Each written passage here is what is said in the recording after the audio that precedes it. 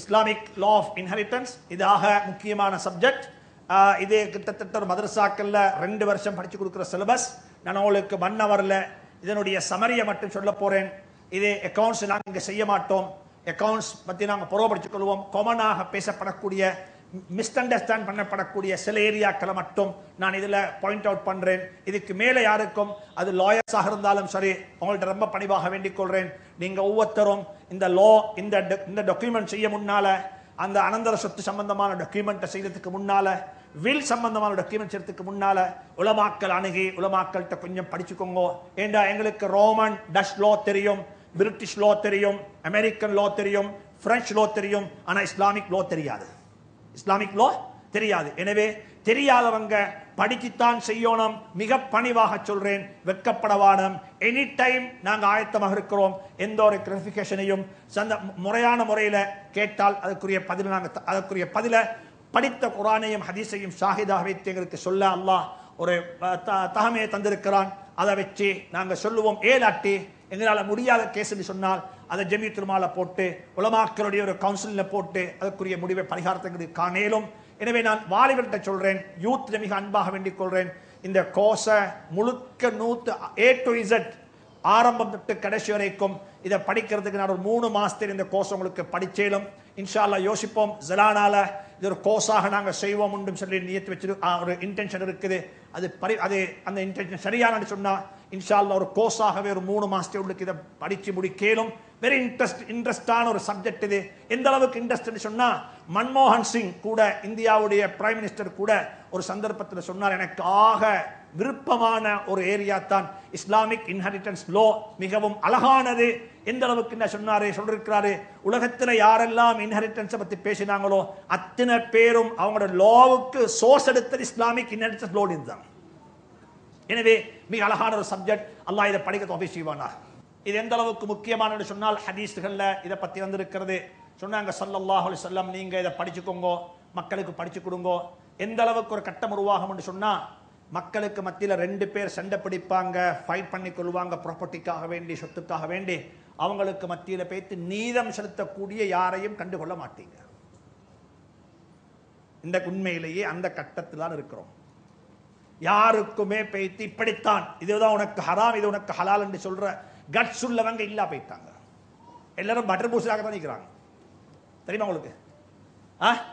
நான் ஒரே சொல்லுவேன், இது பான் ஸ்லைட். இதுல பட்டர் பூசி பூசி பூசி பாண்ட சைஸை விட பட்டர் கூட்டிட்டு இருப்பேன். பட்டர் பூசினது போதும். இது ஹலால், இது ஹராம். இது ஹலால், இது ஹராம், அவ்வளவுதான். இந்த ஹராம் ஹலால் என்று வரக்குள்ள எங்களுக்கு எல்லாருக்குமே மைண்ட் போறது ஐஸ்கிரீம் ஹலாலா, கோழி ஹலாலான்னு சொல்லி. அது இல்ல. சிலாக்கள் இருக்கிற சோசே ஹராம் பேச்சு கேட்கிற ஈ நம்பர் இருக்குது, சாப்பிடலாமா? லஞ்சம் எடுத்த காலையில லஞ்சம் எடுத்துக்கொண்டு இது அந்த என்ன சொல்ற லஞ்சத்துக்கு பிரைஸ் எடுத்துக்கொண்டு அந்த கேட்கிற இது முஃப்தி சாப் ஹலாலா, இது நீங்க என்ன திண்டா என்னவா அப்ப சோஸ் ஹராமே. அனந்தர சொத்துல ஒழுங்கா பங்கு வச்சல்ல, அனந்தர சொத்துல துறோ செஞ்சு கொண்டு என்ன சொல்றது, இது ஹராமா ஹலாலா? சீதனம் வாங்கிக் கொண்டு கேட்கிறது ஹலாலா ஹராமா? என்ன பிரயோஜனம்? என்ன பிரயோஜனம் இது? எனவே நான் கண்டம் பண்ண இல்ல, ஹலால் என்ற கன்செப்ட் சரி. ஆனா அதை விட 100க்கு 100 மடங்கு மக்கள் கவனம் செலுத்தணும். என்ற சோர்ஸ் ஆஃப் இன்கம் ஹலாலா ஹராமான்னு சொல்லி. கேஎஃப்சி ஹலாலா, பீஸா ஹட் ஹலாலா, மெக்டோனல்ட்ஸ் ஹலாலா, அது ஹலாலா, இது ஹலாலா அல்ல. இத வாங்குறதுக்கு நான் பாவிக்கிற சோர்ஸ் காசி பணம் ஹலாலா? எப்படி சம்பாதிச்சேன்? இதனுடைய கேபிட்டல் எங்களை வந்துச்சு. இது இல்லாம இதை பத்தி நாங்க யோசிக்கிற தெரியுமா, கேன்சர் பேஷனுக்கு பெனடால் கொடுக்கிற மாதிரி கதை இது இல்ல. முதலாவது சோர்ஸ், எங்களோட சோர்ஸ் ஹலால் ஆகணும். எனவே அல்லாஹ் தௌஃபீக் செய்வானா. குர்ஆன்ல 35க்கு மேற்பட்ட ஆயத்து இருக்குது. 3 மெயின் ஆயத்துல அதான் ஆரம்பத்துல குர்ஆன் ஓதக்குள்ள கராத்துல ஓயினாங்க. இந்த 3 ஆயத்தை ஓயினாங்க. சூரத்துன் நிசாவுடைய 11வது 12வது ஆயத்து, அதே போல சூரத்துன் நிசாவுடைய 176வது ஆயத்திலும் இது இருக்குது. எங்களோட நாடு ஒரு சின்ன நாடு, அழகான நாடு, தாய் நாடு, ஒரு பொறுமதியான நாடு, இஸ்லாம் இந்த நாட்டில் எப்பையும் வாழ்ந்திருக்கிறது, இப்பையும் வாழ்ந்து கொண்டிருக்கிறது, இதற்கு பிறகும் எப்பயுமே வாழும். அப்படியான ஒரு நாடு தான் எங்களோட நாடு. இந்த நாட்டில் நாங்கள் பெருமைப்படணும். நான் இதை பற்றி மிச்சம் பேசணும், ஆனால் எனக்கு பேசுறதுக்கு நேரம் இல்லை. இந்த நாட்டில் இன்ஹெரிட்டன் லா இதுதான், இவ்வளோ தான் நிற்குது. எங்களோட நாட்டு சட்டத்தில் இன்ஹெரிட்டன் லா பற்றி இவ்வளோ தான் நிற்குது. ஒரு முஸ்லிமுக்கு குர்ஆன் ஷரீஃப்ல வந்திருக்கக்கூடிய அத்துணை சட்டத்தையும் எந்த பயமும் இல்லாம இந்த நாட்டில் அமுல் செய்ய இயலும். ஆனா யோசிச்சுக்கோங்க, இந்த சட்டம் எப்ப தெரியுமா பாஸ் ஆகிக்கு? எப்ப இது எப்ப 1931 யார்ட பீரியட்? பிரிட்டிஷ். இந்த நாட்டிலேருந்து அவங்க போறதுக்கு இன்னும் கனவு கூட காணல. என்ன 48 தான் போனாங்க, 31ல எத்தனை வருஷம் முன்கால? 17. இப்ப யோசிச்சு பாருங்க பாப்போம், அந்த காலத்தில் வாழ்ந்த முஸ்லீம்கள் எத்தனை ஹஜ் செஞ்சிப்பாங்க, எத்தனை உம்ரா செஞ்சிப்பாங்க? இந்த நாட்டில் இன்றைக்கு யாராவது ஒருத்தர் இஸ்லாமிய முறப்பிரகாரம் லீகலி தண்ட அனந்தர சொத்தை பிரிச்சு கொள்வாங்க இருந்தால் இந்த லோவை செஞ்சவங்களுக்கு நன்மை பைத்து சேரத்தான் செய்யும். நீங்க சவுத் ஆப்பிரிக்கால வைத்து பார்க்கணும், இந்தியாவில் வைத்து பார்க்கணும் இந்த லோ எப்படின்னு சொல்லி. அங்க ஒன்றும் செய்யலாம், அங்க டெஸ்டமெண்டல் கேஸ் தான். அங்க ஆம்பளைக்கு ஒன்று பொம்பளைக்கு ரெண்டு ஒன்று செய்ய மாட்டாரு. எங்கட லோ இது அமல் செய்யுங்க. சில இஸ்லாமிய நாடுகளில் கூட இருக்கிறது ரோமன் டச்சுடைய லோ தான். நாடு இஸ்லாமிய நாடு. இந்த நாட்டில் அல்லாஹ் தந்த பெரிய ஒரு நிஅமத். எனவே நாங்கள் ஒவ்வொருத்தரும் துஆ செய்யணும். என்ன தெரியுமா? இந்த சட்டங்களை இயற்றி எங்களுக்கு பிளாட்ஃபார்மை உருவாக்கி தந்துட்டு போனவங்களுக்கு நாங்கள் எப்பயுமே தேங்க்ஸ் ஃபுல் ஜஸாக்குமுல்லாஹ் ஹைர் சொல்லணும். அவங்களுடைய பேர்களை சொல்லக்குள்ள கூட ரஹ்மத்துல்லாஹி அலைஹி, அல்லாஹ் அவங்களுக்கு ரஹ்மத்து செய்வானாக என்றதை சேர்த்து தான் நாங்கள் சொல்லணும். அனந்தர சொத்து பிரிக்கிறதுக்கு 3 விஷயம் கட்டாயம் நீக்கணும். எத்தனை விஷயம்? எத்தனை விஷயம் சொல்லுங்களேன் பாப்பா? 3 விஷயம். முதலாவது என்ன குணம்? ஒரு ஆள் மௌத்தாகணும். ஒரு ஆள் மௌத்தாகும். மவுத் என்று சொல்லக்கூடிய ஒன்று நிகழாம இன்ஹெரிட்டன்ஸ் என்று ஒன்று நிகழ முடியாது. ஒரு ஆள் மௌத்தாகணும். இது நானாக இருக்கவும் வேணும். இந்த நிலைமை எல்லாருக்கும் வரத்தான் செய்யும். ஆண்களுக்கும் வரும், பெண்களுக்கும். ஒரு நாளைக்கு இவ்வளோ தான் மூடி வைப்பாங்க, இவ்வளோ தான். இந்த புடவையால தான் சுத்துவாங்க, இதால தான் அடக்குவாங்க. எல்லாம் வெளியில் ஒன்றும் ஒன்றும் வராது. ரைட். ரெண்டாவது இது ஈக்கணும். யாரு யாரு? குடும்பம் ஈக்கணும். மௌத்தான மையத்துடைய பிள்ளைகள் ஈக்கணும். ஒரு ஆள் அனந்தரம் கொள்றதுக்கு 3 கண்டிஷன். அனந்தர சொத்தை பத்தி பேசுறதுக்கு 3 கண்டிஷன். ஒன்று, ஒரு மையத்து மௌத்தாகணும், அனந்தரக்காராக்கள் ஈக்கணும். யாரைக்கணும்? அனந்தரக்காராக்கள் ஈக்கணும். ஒரு ஆள் மௌத்து, அவருக்கு புள்ளேம் இல்ல, வாப்பாம் இல்ல, நானாம் இல்ல, தம்பியும் இல்ல, கல்யாணம் முடிச்சியும் இல்ல. இப்ப என்ன செய்யறது? இப்ப அனந்தர சொத்துன்ற லோ அங்க அப்ளை ஆக மாட்டாது. நேராக அவருடைய முழு சொத்தும் பைத்துல் மாலுக்கு போய் சேரும். இன்னைக்கும் இந்த லோ இங்க இருக்குது. கவர்மெண்ட்டுக்கு அப்படியே செஞ்சு சீஸ் பண்ண கவர்மெண்ட் அப்படி. அப்ப ஒரு ஆள் இன்னும் ஒன்று இருக்குது. முழு குடும்பமும் உம்ராவுக்கு போனாங்க. போற வழியில பிளைட் கிரைசிஸ் ஆகிட்டது, எல்லாரும் மௌத்து. சுனாமி வந்துட்டது, ஒரே நேரத்தில் எல்லாரும் மௌத்து. இப்ப யாரு முந்தி மௌத்தான யாரு பிந்தி மௌத்தான ஒன்றும் தெரியாது. இப்ப என்ன செய்ய மாட்டாது, ஒருவருக்கு ஒருவர் அனந்தரம் கொள்ள மாட்டாங்க. ஒருவருக்கு ஒருவர் அனந்தரம் கொள்ள மாட்டாங்க. அப்ப ஒரு ஆள் மௌத்தாகணும், அனந்தர காராக்கள் இருக்கணும். மூணாவது என்ன இருக்கணும்? மூணாவது சொல்லுவோம், மௌத்து சரி, அனந்தரக்காராக்களை விற்கிறாங்க. என்ன வேணும்? சொத்தீக்கணும். வாப்பா, சூழம் இல்லாம நடக்க மாட்டோம் இங்க. சொத்து இல்லாம அனந்தர சொத்தை பத்தி பேசவோமேலா. சொத்தி கோணம். சொத்தன்னை கோணம் ஊடிக்குது, வாகனம் இருக்குது, அசட் காணி பூமி இருக்குது, என்ன இருக்குது, பிக்ஸ் டிபாசிட்ல கொஞ்சம் காசு இருக்குது, மாஷா அல்லாஹ் எல்லாம் வச்சிருக்கிறோம். அசட் நோ ப்ராப்ளம், இதெல்லாம் இருக்கத்தான் வேணும். இதெல்லாம் அனந்தர சொத்தாக பார்க்கப்படும். அனந்தர சொத்தாக பார்க்கப்படும். ஆல் ப்ராப்பர்ட்டி மூவபிள் இம்மூவபிள் வரும். ஆல் கடன், எல்லா கடனும் வரும். ஒரு மையத்துக்கு வர வேண்டிய எல்லா கடனும் என்ன என்ன கடன்? என்ன கடன்? பேசுங்களேன். அனந்தர சொத்து. உதாரணமாக இன்றைக்கு ஒரு மிக முக்கியமான விஷயத்தை சொல்ல கேட்டுருங்க. இதை யாரும் நீங்க பாயிண்ட் அவுட் பண்ற குரான் ஜும்மால சொல்லி காட்டினேன். ஒரு மையத்தையே கொண்டு பள்ளியில வச்சு போட்டு எல்லாரும் ஏலான் செய்வாங்க தெரியுமா? இந்த ஜனாசா யாருக்காவது கடன் கொடுக்க இருந்தால் ஜனாசாவுடைய குடும்பம் வந்து குடும்பத்தை சந்திங்கோ என்ன செய்வாங்க? என்ன செய்வாங்க?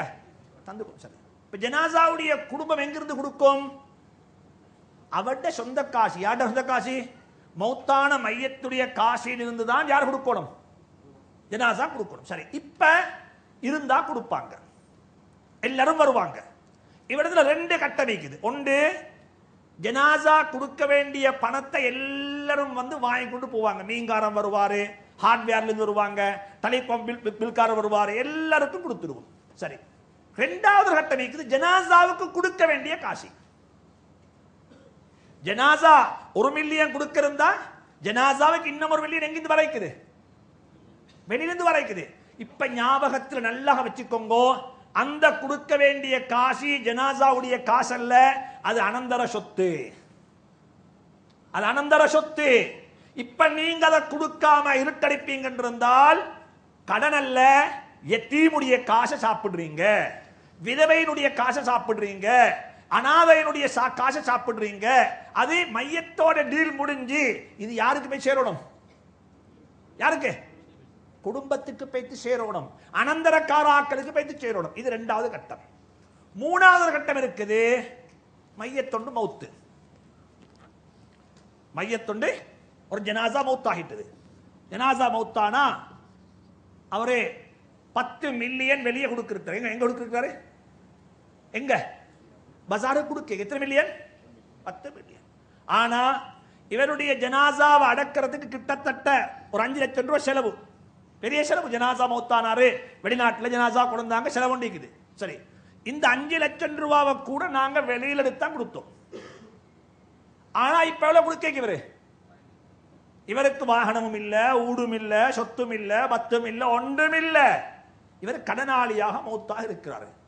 இந்த கடனை யாரு கொடுக்கணும்? இப்ப சொல்லுங்க. இந்த கடன் இவர் மௌத்தாகக்குள்ள 10 மில்லியன் கொடுக்கணும் பஜாருக்கு. இதை ரீகவரி பண்ணி கொடுக்கிறதுக்கு எந்த விதமான டாக்குமெண்ட்டும் கையில இல்ல. இதை ரீகவரி பண்ணி கொடுக்கிறதுக்கு என்ன இல்ல, அசெட் ஒன்றுமே இல்ல. இவருக்கு மூவபிள் இம்மூவபிள் ஒன்றுமே இல்ல, வீடுமில் ஒன்றும் இல்ல. வியாபாரம் பண்ணி எல்லா திண்டிக்கிறாரு, சம்பாதிச்சிருக்கிறாரு. ஆனா பெரிய பணக்காரன் ரோட்ல பேராயிடுச்சு. ஆனா என்ன இல்ல, ஒரு சொத்தும் இல்ல. மௌத்தான கட்டத்தில் பார்த்தா விலை கொடுக்குது 10 மில்லியன் பஜாரு கொடுக்கணும். பொதுவாக எங்கள்கிட்ட ஒரு பழக்கம் இருக்குது. இப்ப என்ன செய்வோம், அதை கொடுக்க வர வேண்டிய ஆட்கள் வீட்டுக்கு போவாங்க. யார் வீட்டுக்கு? இத்தால் உள்ள பொண்டாடி வீட்டுக்கு, அந்த விடோடு வீட்டுக்கு. பிள்ளைகளை பிடிப்பாங்க கழுத்துக்கு தலை வைத்து, உங்களோட மாப்பங்களை தரைக்கு தரத்தான் வேணும் சொல்லி. ஞாபகத்தில் வச்சுக்கோங்க, இந்த 10 மில்லியன் யாருக்கு வர இருக்குதோ இந்த 10 மில்லியன் உங்களுக்கு யாரும் தரோணும் என்ற கட்டாயப்பாடு இல்லை. நீங்களும் அவரும் பார்த்துக்கோங்க. யாரு? மௌத்தானவர் பார்த்துக்கோங்க.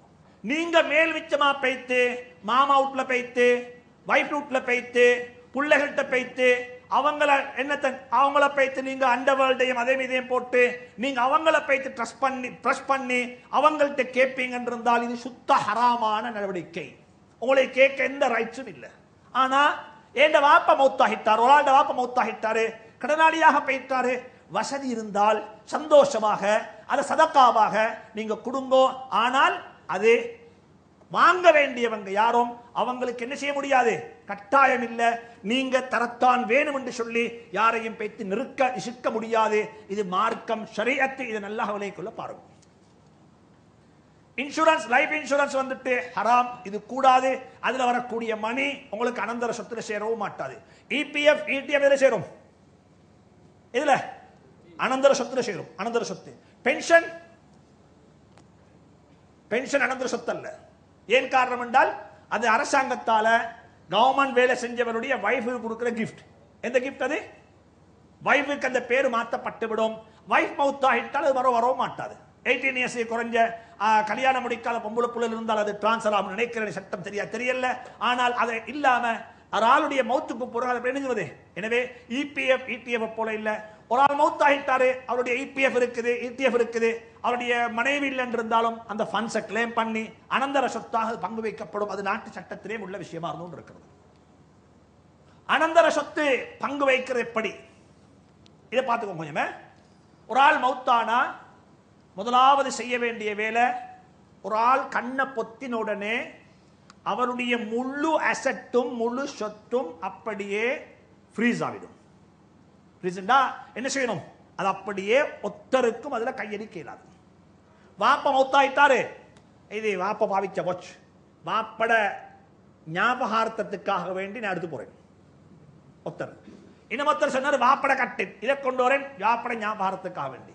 இது வாப்பட புட்டுவம், இதை கொண்டு வரேன் ஞாபகார்த்தத்துக்காக வேண்டி. ஒன்றும் தூக்க இயலாது. ஒரு ஆள் மௌத்தானால் அங்க ஞாபகார்த்த கதையோ வாப்பட மெமரிக்காக வேண்டியோ கொண்டு போற பேச்சொன்றும் இல்லை. அத்துணை பொருளும் எதாகணும், பூல். பாவிச்ச உடுப்பு, பாவிச்ச ஷூ, பாவித்த பேஸ்ட், 12 காலுடு வாங்கினார், 2 பாவிச்சிருக்கிறார், 6 மிச்சம், எல்லாம் எல்லாம் வரும். எதையுமே அசைக்கிறது. அனைத்தும் எடுக்கிறது ஹராம். மிம்மா கல்ல விட்டுட்டு போன பொருள் அற்பமாக இருந்தாலும் சரி, எல்லாம் பூலுக்கு வரும். பூலுக்கு வந்ததுக்கு பிறகு தான் இஸ்லாம் சொன்ன முறைப்பிரகாரம் பிரிச்சோம். ஆனால் பிரிக்கிறதுக்கு முன்னால 3 வேலை செய்ய வேண்டியிருக்கும். முதலாவது வேலை என்னத்தேன், ஜனாசா அடக்கிற செலவு. ஜனாசாவை அடக்கிற செலவு யார் செலவு சொல்லும், அது யாரு? அனந்தரக்காராக்கள் அல்ல, நான் என் சொந்த பணத்துல தான் நான் கபருக்கு போகணும். மகண்ட கஃன் துணியை எடுத்துக்கொண்டு கபரு போக தேவையில்ல. ஹலாலா சம்பாதிச்ச பணம், ஏண்ட பணம், அதுல தான் கபருக்கு போகணும் நான். அதாவது ஒரு ஜனாசா மௌத்தானதிலிருந்து ஹாஸ்பிட்டலிருந்து ரிலீஸ் பண்ணி ஜனாசாவை அடக்கி கபரு வெட்டி ஜனாசாவை டிரான்ஸ்போர்ட் பண்ணி நடக்கிறதுக்குரிய இன்டைரக்ட் அல்ல டைரக்டான செலவுகள் எடுக்கப்படும். உதாரணம் வச்சுக்கோங்களேன், ஜனாசா மௌத்து கண்டியில, ஜனாசாவுடைய ஒரு மகள் இருக்கிறார், கொழும்புல மகள், வசதி இல்லை. இவங்க ஜனாசாவுக்கு வரணும், 10,000 ரூபாய் ஹையர் காசு கொடுக்கணும். இது டைரக்டா இன்டைரக்டா? இது டைரக்டா இன்டைரக்டா? இது இன்டைரக்ட். வாப்பட ஜனாசாவுக்கு மகள் வரணும் என்று சொல்லி கட்டாயம் இல்லை வாப்பா. டைரக்டான செலவு. அங்க வந்தாக்களுக்கு சாப்பாடு கொடுக்கணும் இல்ல, அங்க வாராக்களுக்கு ஹட்டடிச்சோணும் இல்ல. மையத்தொண்ட அடக்கிறதுக்குள்ள டைரக்ட் செலவு மட்டும்தான். வாப்பட பேர்ல கத்த போத போறீங்களா, சாப்பாடு போறீங்களா, எல்லா குடும்ப பிரச்சனை இல்ல. உங்களோட சொந்த காசுல சாப்பாடு கொடுக்குறீங்க, அன்னதானம் செய்ய போறீங்க, சந்தோஷமா செய்யுங்க, பிரச்சனை இல்லை. ஆனா எதை காசில? உங்களோட காசில. எனவே முதலாவது செய்ய வேண்டிய வேலை ஜனாசா அடக்கிறது. 2வது வேலை ஜனாசாவுடைய கடன் நிறைவேற்றப்பட வேண்டும். நான் மிக தெளிவா சொல்லிட்டேன் கடன் எப்படி கொடுக்கணும். 3வது வேலை தான் மையத்து ஏதும் வசியத் தெரிந்திருந்தால் அந்த வசியத்தை நிறைவேற்றணும். என்ன மௌத்துக்கு பிறகு இந்த பணத்துல இவ்வளவு காசு இந்த பள்ளிக்கு, இந்த மதரசாவுக்கு, இந்த இன்ஸ்டிடியூஷனுக்கு, இந்த வேலைக்கு, இந்த லைப்ரரி ப்ராஜெக்டுக்கு, இந்த ஒரு மீடியா ப்ராஜெக்டுக்கு கொடுத்துருங்கோடு சொல்லி நாங்க வசியத்தை செஞ்சிருந்தால் என்ன செய்யப்பட வேண்டும்? எல்லா வசியத்தும் 3இல் 1க்கு உள்ள வரும் வரைக்கும் வசியத்தை கொடுக்கணும். இது 3ம் போக 4வது தான் என்ன செய்யப்படும்? என்ன செய்யப்படும்? அனந்தர சொத்து பங்கு வைக்கப்படும்.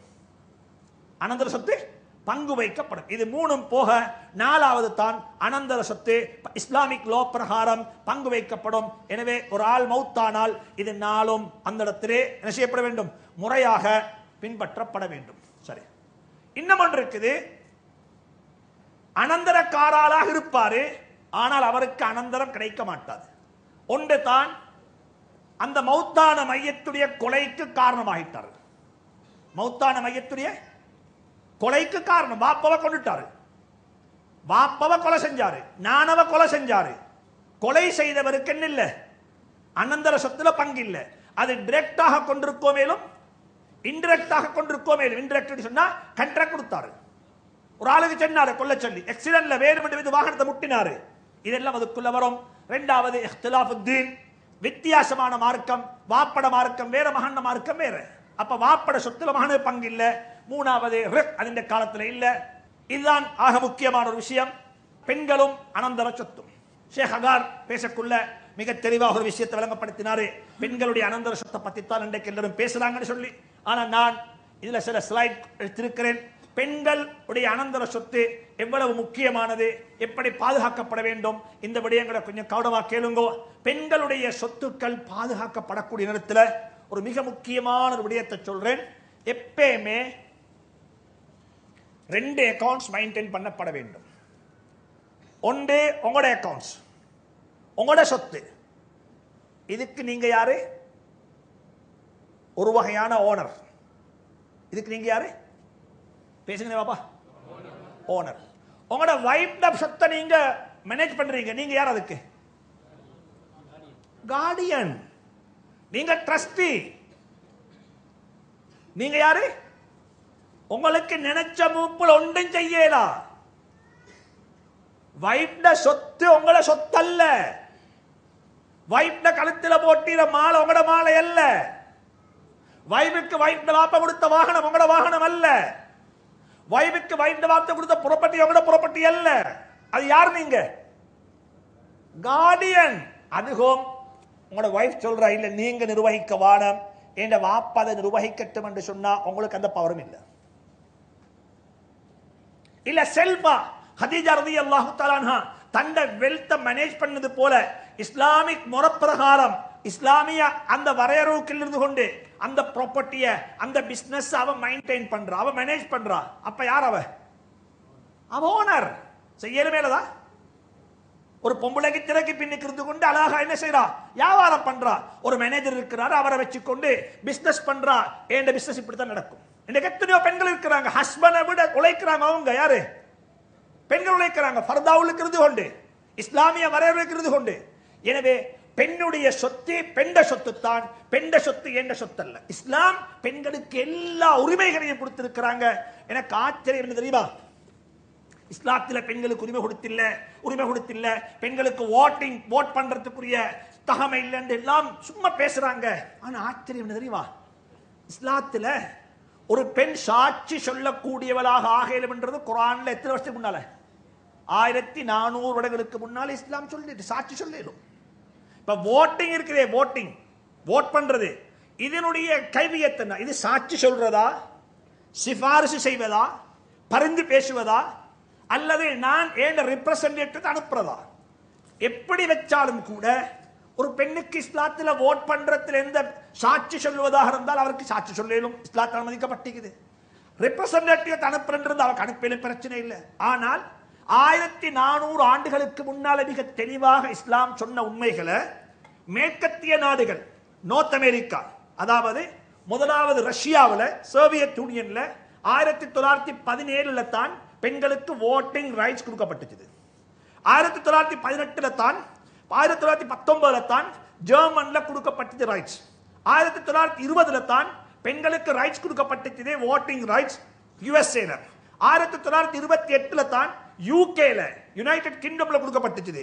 1944 தான் பிரான்ஸ்ல கொடுக்கப்பட்டது. 1945 தான் இத்தாலியில கொடுக்கப்பட்டது. 1971 தான் இன்றைக்கு யுஎன்ஏ உடைய ஹெட் குவார்ட்டர்ஸ் எங்க இருக்கிறதோ சுவிட்சர்லாந்துல 1971 தான் கொடுக்கப்பட்டது. அப்படி கொடுத்தாலும் கூட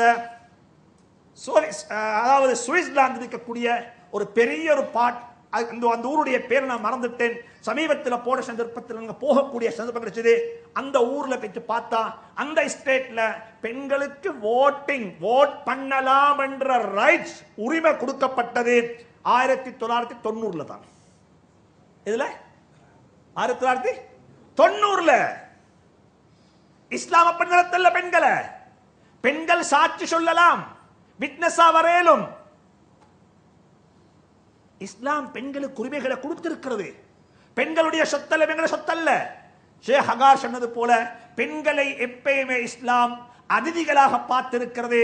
அவங்க டொமஸ்டிக் சர்வன்ட் அல்ல, அவங்க டொமஸ்டிக் சர்வன்ட் அல்ல. அவங்க சொல்றாங்க சமைச்ச சாப்பாடு தான் குழந்தைரோட சமைச்சு தான் கொடுக்கணும். இது அவங்களோட ரைட்ஸ். எனவே பெண்களுடைய அனந்தர சொத்து சம்பந்தமான மிக தெளிவான ஒரு விளக்கம் எங்களுக்கு தேவை. அதுல ஒன்று தான் பாருங்க பார்ப்போம். ஒரு பெண் ஒரு பெண் அனந்தரக்காரியாக வரக்குள்ள இப்படி எல்லாம் வருவா. ஒரு கட்டத்தில் வைஃபா வருவா, இன்னொரு கட்டத்தில் மதரா வருவா. யாரு? மதர். மதர்ல 3 மதர் இருக்கிறாங்க. எத்தனை மதர்? 3. யார் யாரு? மதரின் லோவா? சுப்ஹானல்லாஹ், செல்லவே இல்லவா. மாமியோட அவ்வளவு இறக்கமா?